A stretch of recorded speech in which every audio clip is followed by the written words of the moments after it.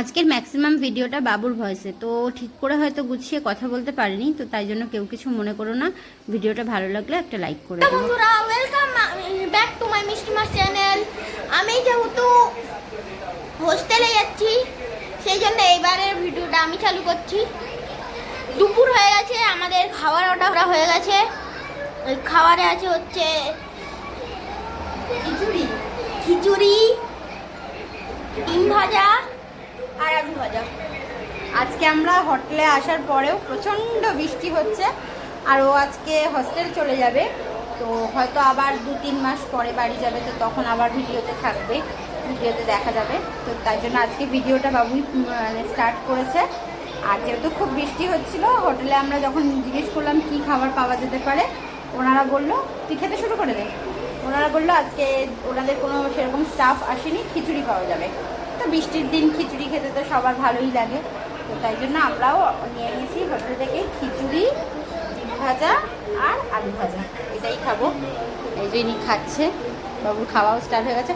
চেয়ারে বস, গরম ঠান্ডা হতে দে একটু, না এমনি করে না ইয়ে কর চামচ দিয়ে, ঠান্ডা করে আমরা খেয়ে নিই। চলো দেখা হচ্ছে, খেয়ে দে রেডি হয়ে আমরা আবার বেরোবো। খেয়ে দিয়ে রেডি হয়ে বেরোবো বাবুকে হস্টেলে দিতে। তো চলো আমরা খেয়ে নিই, খেয়ে রেডি হয়ে তো আমরা রেডি হয়ে গেছি, এখন যাচ্ছি আমরা ওকে হস্টেলে ড্রপ। আমি এখন আবার হোস্টেল দিয়ে বাড়ি যাবো, আবার দেখা হবে। ততক্ষণ আমরা রিসেপশনে এসে বসে আছি, এত বৃষ্টি হচ্ছে, এখন টোটো কাকু আসেনি। বৃষ্টি থামারই নাম নেই, বৃষ্টি হয়েই চলেছে যা বৃষ্টি থামছেই না। কি করে আমরা হস্টেলে পৌঁছাবো জানি না, ঝমঝমিয়ে বৃষ্টি হয়েই চলেছে, থামার কোনো নামই নেই বৃষ্টি, সারাটা দিন বৃষ্টি হচ্ছে। আর যে ট্রেন থেকে নেমেই চলে যেতাম, তখনও তো আমরা প্রায় ভিজে গেছিলাম।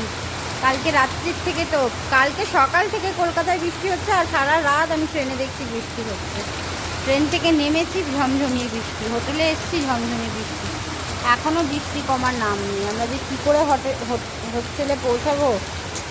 আর এই ছেলেটা খালি ভিজতে যাচ্ছে, জ্বর আসুক, ফেল জলটা হাত থেকে, হাতে জল পুরো। কী যে হবে, কখন পৌঁছাবো কে জানে।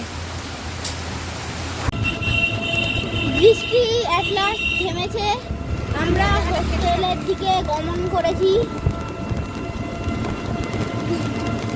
কতক্ষণ বৃষ্টি থামবে ঠিক নেই, এখন মেঘটাও কালো আছে।